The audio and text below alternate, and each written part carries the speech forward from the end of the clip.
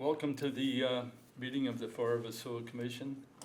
It is Wednesday, June 12th, 2024. Before we could do anything, I read the open meeting law. Pursuant to the open meeting law, any person may make an audio or video recording of this public meeting or may transmit the meeting through any medium. Attendees are therefore advised that such recordings or transmissions are being made, whether perceived or unperceived, by those present and are deemed acknowledged and permissible. Having said all that, I think we've all been given the agenda. First item on the agenda is citizen input. It's my understanding there is no one here for citizen input. No, nobody is. Oh, I'm sorry, yes. Thank you for reminding me to do the roll call, Mr. Berlin. Member Souza? Yes. Member Alves? Here. President Almeida? Present. Okay, item number 1, citizen input. Obviously, there's no one here. That takes us to items number 2, minutes of the previous meeting of April 30th. I've had the opportunity to read through it. It's very concise. If anybody has any questions or want to make any additions or deletions or changes, bring it up now. If not, I'll entertain a motion to approve the minutes of the previous meeting held on April 30th. I'll make that motion to approve the minutes. I second that. All in favor? Aye. Aye. Motion passes. Okay, this takes us to item number 3. We're at the stage or the time of the year where the staff, I guess you could say, has spent a lot of time going out and getting bids and so forth on the chemicals that's used down at the treatment facility. I got one question, Paul. These numbers, do they include the chemicals that's used for the collection system, if there are any? Yeah, so within the collection system, there's very limited. The hydrated lime is one thing that we use in the collection if there's any SSOs or spills. Hypochlorite in a 55-gallon drum. All right, so Other than that, there's really not much in the right. collection systems we use. if you notice in your packet, hold on. There was some backup information that illustrated just how the bids went and what the final bid or the low bid showed with respect to the figure for fiscal year 24. And if you run down through some of the items, you'll notice that in quite a few of the cases, it appears that the low bids came in lower than last year's budgeted items. Yes. Okay. So, that takes me to another question, which I guess I have to direct this to you, Mr. Ferland. If I add up all these numbers that we're being asked to deal with and to approve, we're looking at somewhere around $840,000, thereabouts, right? Yep. Okay. Which is, if you look at the numbers for fiscal year 24, the numbers are relatively close. But I seem to recall that when we set up the budget for 25, we budgeted a number that's somewhat higher. Yep. To the tune of a couple $100,000 at least. So, am I right in assuming that the budgeted number that we used for 25 was a number that we anticipated would come in, However, we hadn't had the bids in at that point in time. And therefore, when the bids did show, they came in somewhat lower. Okay. Yes, correct. All right, so, okay, that's the point. I just wanted to illustrate, and, Yeah, yeah. I got no problem myself, I don't know about the other commissioners, but, you know, still dealing with the budgeted number that we have put in. Only because from my past experiences in dealing with these type of things in my past career, which was a long time ago, you're always subjected to certain changes in consumption. You're subjected to certain changes in pricing and things of that nature. And with today's volatility the way it is, I wouldn't be surprised if something like that happens where it could probably illustrate more towards the number that we got budgeted. Yeah. So I myself, I wouldn't change anything. No, I agree as well. When I reviewed this, so again, as you talked about, when we build our budget, really December, January is when we build our Exactly. budget to propose it. And we contact some of the suppliers of our chemicals at that time to see whether they anticipate, what the pricing would be for the upcoming year. So we kind of gauge it at that point. As you mentioned, most of the numbers came in right around what they were last year. A couple of them were actually under, which is good.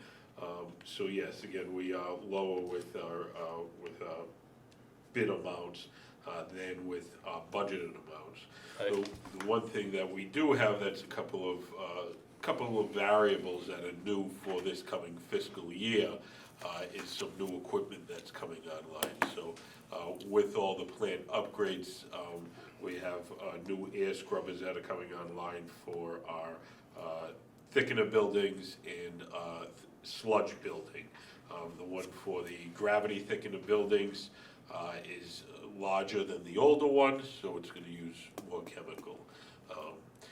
Now with the belt filter presses and gravity belt presses, polymer is gonna be used very differently than it has been the past couple of years, because we haven't even been running belt filter presses the past couple of years, or using polymer, so I expect that that's gonna go up than Okay. what was originally.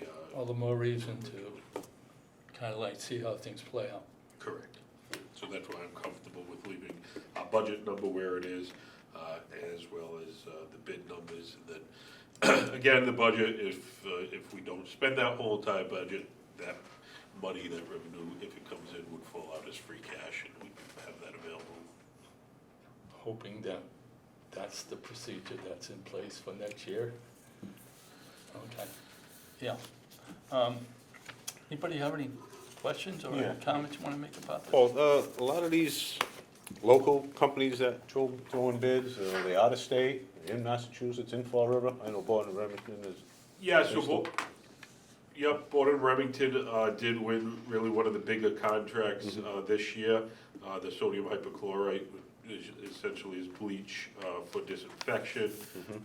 They did not win it last year.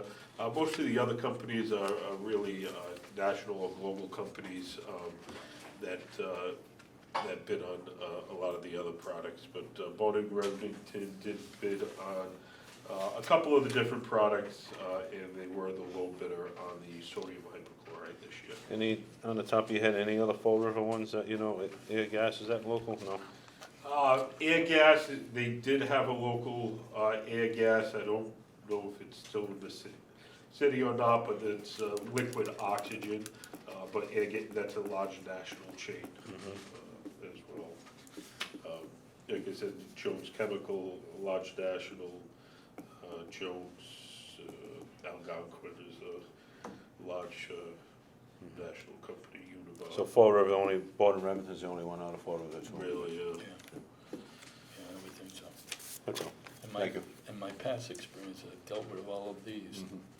And, yeah, they're all pretty reputable though. Yeah. There's no problems with it. Yeah. All right, so, we should go one item at a time, or, could we, just approve everything in the aggregate that's on this front page? Yeah, if we wanted to read through them all, just for, clarification, then do one vote to approve the chemicals as proposed. All right, I'm gonna, how do you gentlemen feel? You wanna do this one at a time, or? I'm fine with just the chemical waters, fiscal Well, 25 chemical Fine waters. with us. Yeah. It's one line budget, one item on the budget, right? One figure, like we said, that we're sticking Right. with. Right. Okay. So we have the numbers. We know which companies have been will be awarded the contracts. We know the items that are being awarded, and we know the approximate quantities that we anticipate to use. And my thanks to the staff for putting that together, because I found it very helpful. And this happens every year, and it does present a good, accurate picture for what's going to happen. So on that basis there, I'll entertain a motion to award the chemicals portion of the budget for fiscal year 2025. That's presented on our meeting agenda. And just for the edification, all this adds up to approximately $833,000. Right. $833,363.75. Say that again? $833,363.75. Okay. And what was the total budget amount? Total budget amount within the FY '25 budget was, chemicals, 1.15, so $1,152,585. Okay, so unless anybody has any questions and want to make any changes or comments, I'll obtain a motion to award the chemical contracts, which amount to $833,363.75. That's presented on the list on this agenda. Anybody want to make that motion? I'll make that motion to approve the chemical awards for fiscal year 2025. Second. All in favor? Aye. Aye. Aye. Motion passes. Okay, item number 4, the toxicity contract. I believe we had New England Biosay last year, did we not? Yes, we did. All right, and if my memory serves me correctly, this went up slightly Yeah, I believe it went up, from 17-something. 17,180 to Okay, 18,880. all right. They're the only ones that bid, Yes. yeah? That seems to be the trend now. In the last couple of years, it seems like only one, whoever gets it always ends up being the lone bidder. Yeah, there was another company that did bid on it in the past. I've heard that they closed out. Oh, really? This is the only company that bids on it Okay. now. Again, the increase hasn't been drastic over the years. There was, I think, a minor change that we had to make this year for anticipation of a change within the possible future NIPD's permit, so. Myself, I haven't heard anything negative about this company. No, the reports I've reviewed. I believe we're what, in our second year with them, or third? I think third at least, yeah. Yeah, all right. It's, they're the ones that do the toxicity testing, right? We provide the samples, or Yep. And they go out and we give it to them and they do the toxicity, which, and all that stuff gets reported to the EPA, the state, Yep, and and it's everybody's mother. it's a requirement of our NIPD's permit that this testing be All done. right, so we need this. Okay, anybody have any questions about this? or- All right, in that case there, I entertain a motion to award the toxicity testing contract to New England BioSay in the amount of $18,880. Anybody want to make that motion? I'll make that motion. I'll second it. All in favor? Aye. Opposed, none, motion carries. All right, item number 5. This is the vehicle insurance portion. Now, just update me, Paul. How many vehicles we're talking about? Are we looking at like 20-some vehicles? Yeah, I believe 20-something, or with trailers and stuff, I think we're over 30. Yeah. The car that you drive and some of the staff that's in city hall, Yeah. that relates to utilities and so forth. Is that part of that? Yeah, so my vehicle, as well as one of the other trucks that another employee based out of City Hall drives, is on the sewer department insurance. So, and for the insurance, actually, a couple of years ago, we started bidding them out, water and sewer together, so that sewer drivers are eligible and covered when they drive water vehicles, and water is It's like your eligible. personal, you get a better discount. Yeah, exactly, so it goes out to bid together, water and sewer all in one bid, separate prices are provided back for the two divisions. So essentially, if I'm driving a water vehicle, even though I typically drive a sewer vehicle, I'm covered. Okay, say vehicles, trucks and things of that nature. Do they have a deductible on them? Yeah, so there's a standard, I believe we were at a $500 deductible, except for large trucks, it's a $1,000 deductible. I'll be honest with you. I think we got away with it cheap. This is. I mean, I got my insurance bill on my cars. I went through the roof when I saw what was out there. And I think for the last couple of years, we've been in a neighborhood of around 26,000, 26,500, something like that.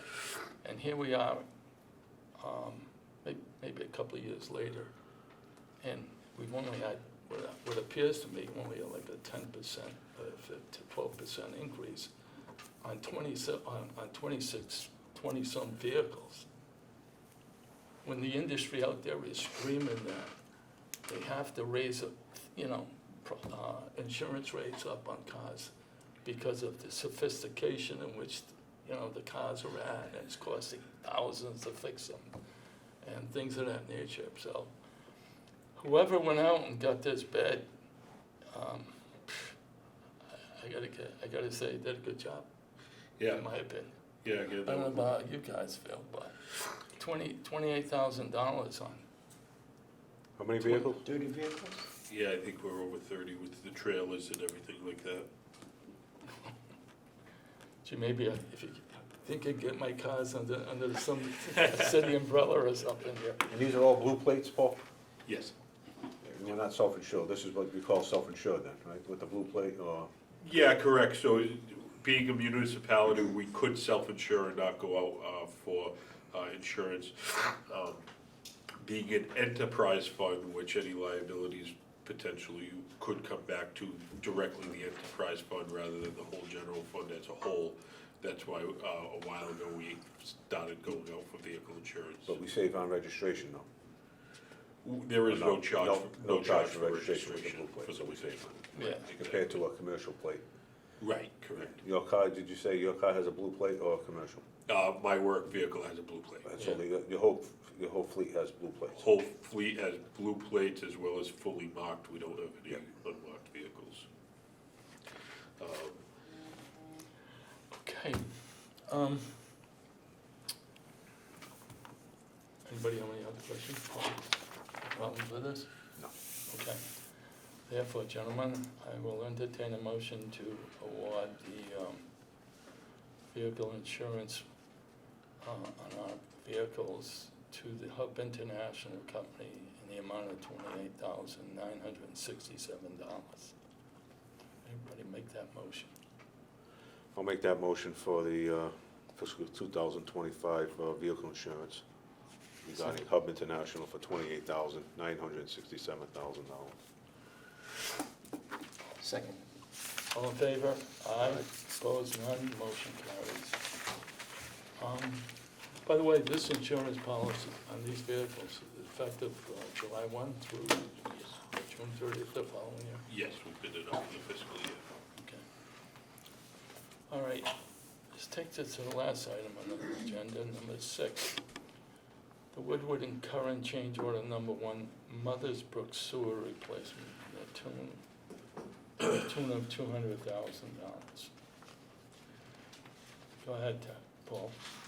Thank you very much. So if some of the board remembers, we're under contract with Woodward and Curran for the design of the replacement of the Mothers Brook sewer. The project is called the Mothers Brook Sewer Project, but it actually incorporates 17,700 feet of main interceptor drain, starting all the way at the intersection of Riggenback and Wilson Road, which the sewer from there heads north, all the way up to Mothers Brook on Innovation Way. From there, it parallels Mothers Brook through the center of the landfill, down the Freetown Fall River line to the railroad tracks. Once it gets on the railroad track, it actually starts to head south, parallel on the railroad tracks, gets down North Main Street, past Country Club Road, about 800 feet, it heads back up to North Main Street. So we're designing replacement essentially all the way from that Wilson Road, Riggenback Road intersection, all the way down to where it comes back out onto North Main Street. Is that the infamous railroad tracks that Yes. where we were dealing with a couple of weeks back? Yep, So the plan includes the replacement of the line running along the railroad track? replacement or rehabilitation, it's something that we've been evaluating what we're gonna do with that line. So originally, the whole entire project started because we got a grant to do this design from EDA, the Federal Economic Development Agency, gave us a grant in the amount of $1.1 million to do this whole entire design of this sewer. How close, excuse me, but Yeah. how close is the sewer to the track?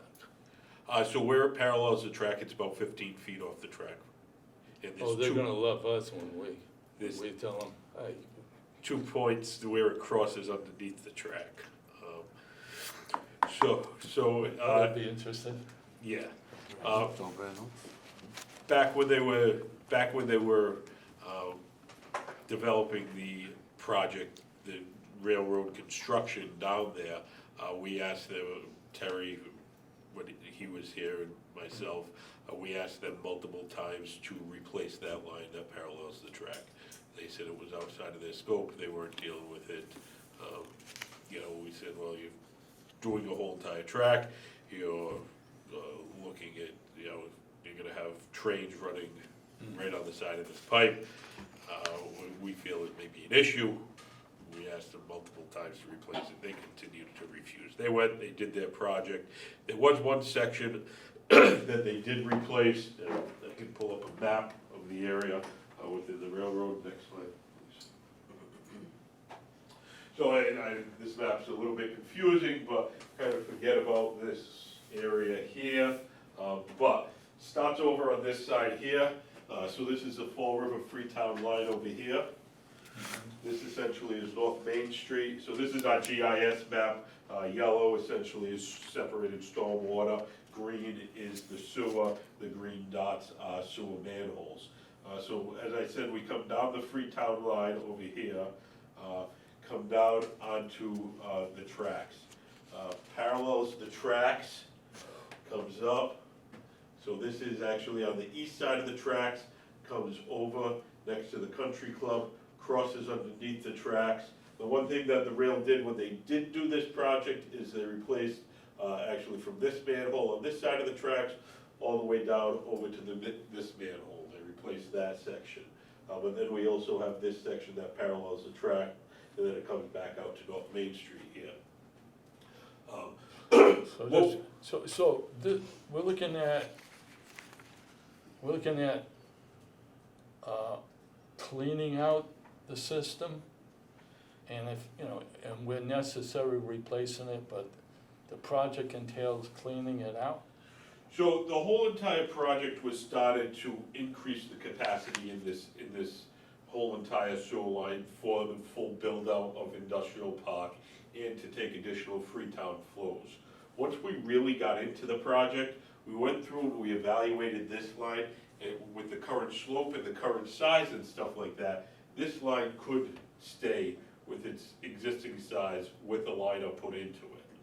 So that's what we're looking at right now for this railroad corridor, is potentially to line it, which would definitely work better for working with the rail, and the construction on the side of the rail and things like that. What's the size of that line? So that's in 18 jumps up to 24 here and 21 down through here. It's a good sized line. Yeah, definitely a good size line, so all of our evaluations show that that would be a good size line, because you have good slope there, pretty straight, there's not much added from this point heading down. You have a couple of small developments, but that's about it. So what we're looking to do, one thing that we really want to do is be able to assess the condition of the pipe that's out there. So some of the board members may know, about a month ago, this manhole right here, we had a collapse just after this manhole. Had a full blockage of the sewer pipe. We had to go out there under emergency repair. We ended up having to bypass from here to here. We were under bypass for probably about 3 weeks. We were able to get a contractor out there that's certified to work next to the rail and stuff, and we worked with Mass Coastal Railway as well as Mass DOT Railway to be able to get out there, repair that section of pipe, and get it back online. When we were down there, we were able to see the condition of the pipe and the structure of the pipe. So our concern now is that we need to get out here, clean this whole section of line, and camera it to make sure that we can go out to contract with a lining contract rather than a replacement contract.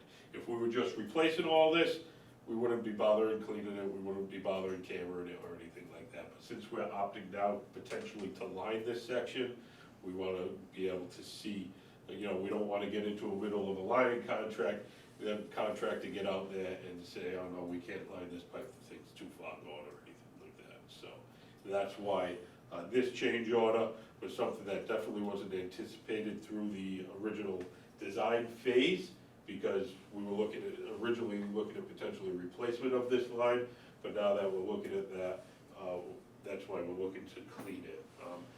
Is the existing line cement? It's an RCP pipe. The area where we had the collapse, the RCP was highly corroded from hydrogen sulfide on the crown of the pipe. A lot of the reinforcement was exposed, but the manhole just before where the collapse was actually a drop manhole.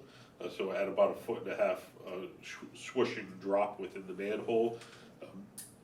And that's significant because that creates turbulence within the wastewater, increases the hydrogen sulfide, which attacks the concrete on the top side of the pipe. So that's why we feel in that particular area, it was so far corroded, was because of that, Has anybody ever had any concerns about vibration? You know, it's one of the things that we brought up from the very beginning when we asked them to replace it 5, 6 years ago. To the train coming, I think, flying down the track. You know, and we're at a strategic point right now. That's why this, you know, we're doing the cleaning and lining through Woodward and Curran. They're gonna, and this is just based on an estimate, because cleaning and lining of this main, they're gonna have to set up bypass the whole entire pipe, and then run their cleaning and lining. We're talking to 2 different companies. They're talking to 2 different companies right now that have the appropriate equipment, because actually you need a high rail Vacta. So you need a whole Vacta cleaning truck that rides on the rails, because there's not roadways to access this. Plus then you also need camera equipment that can ride on the rails to be able to get out there.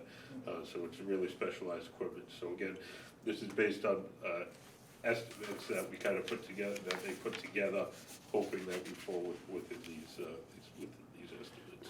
But this amended to the contract, this hasn't gone out to bid, has it? No, this No, isn't. so this is only for design and. Design and then consulting, question. right? This is needed, this inspection is needed for design of the construction contract. Okay, because I'm looking at $1,279,000, and I'm saying to myself, there's no way in hell that's gonna cost. All right, so this is Yeah. strictly for a design part, but, Yeah. okay. And again, we're a bit in a time crunch right now, just because the T they're starting to look to run trial runs of the commuter rail through that with increasing speeds. So we're working with the current operator owner of the trails, which is Mass Coastal, as well as we're keeping South Coast Rail team informed of what's going on out there. And again, this cleaning and lining, you know, if everything works out with the inspection, we would have needed to clean the line anyways to be able to do the lining, so it puts us that much further along when we get out there to be able to do the lining. And you have no problem with this $200,000? No, I feel that, It's legit? again, this is based on the estimates that we got. I believe we had like a 15-day inspection period within here for somebody to be out there for inspection.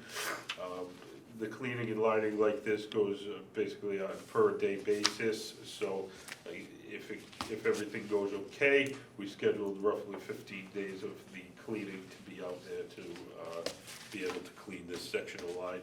It's just about, I think it's just under 6,000 feet or so of line that we're looking at, that we're looking to clean It's over a mile. and inspect, yeah.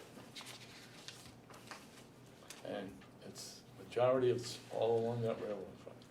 Yeah, it runs right there. I remember what happened back about 8 years ago. Yes. Yeah, that was, the unfortunate part about that all happened in the wintertime when everything was under ice, but, yeah, I wouldn't want to see one of those happening ever again. Yeah, no, that was, I believe that was 2018, the winter of 2017 into 2018. There was a blockage within the line, and it was a bad winter with a lot of snow, so nobody was able to get out to the back part of the golf course, and there was Yeah, it was a, sanitary Yeah, sewer it was- overflow that went on for some time. yeah, I remember. I think I was one of the first guys going out to play golf in the spring when everything thawed out, and yeah, it was quite the thing. Yeah. Just for, what did it cost the city? It cost the Sioux Commissions a few bucks to the country club, I think. Yeah, there was a claim against the city due to damage to one of the whole one of entire the fairways and stuff like that. Fairways and, Yeah, they had to have all of the material in there stripped out because of some of the wastewater that was settled in there and added too much nutrients to the soil, so even though it's free, I gotta even say- though it's fertilizer, Yeah, too much fertilizer I is wanna bad. I wanna say though, I never seen the grass grow green so fast. Really, it came back like nothing. And it came back heavier, thicker, and you know, to this day, you can see the difference when it all came back. It's just how lush it is today to what it was. But, yeah, that was quite the time, quite the thing back then. All right, anybody have any questions about this? No questions. All right, then I'll entertain a motion to approve, change order number 1 to Woodward and Miller an amount of $200,000, which is with respect to Mother Brooks sewer replacement, which in this case will involve cleaning out a 6,000 foot line. I'll make that motion for change order number 1. Second that. All in favor? Aye. Opposed? None? Motion carries. Thank you.